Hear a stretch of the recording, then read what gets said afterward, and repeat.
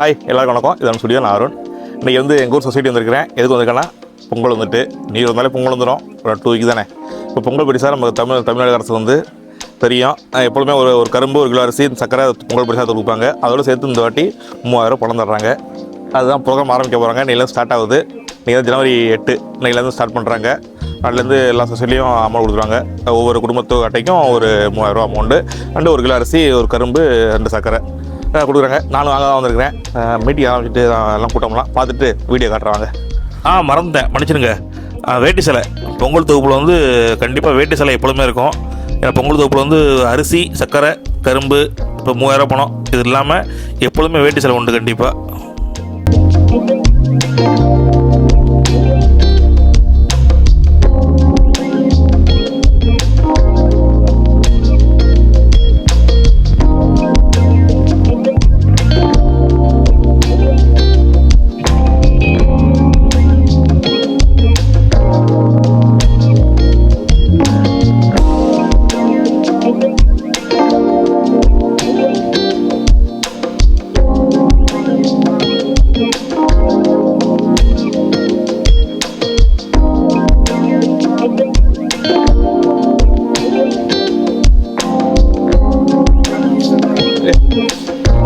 Hi, வாங்கியாச்சு.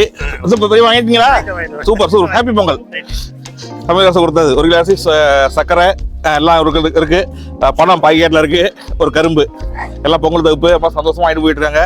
இதே மாதிரி வாங்காதவங்களாம் வாங்கிடுங்க நம்ம கன்னியாகுமரி சொசைட்டியில். இதே மாதிரி தமிழக அரசுக்கு நன்றி. ஹாப்பி பொங்கல் எல்லாருக்கும். பாய்.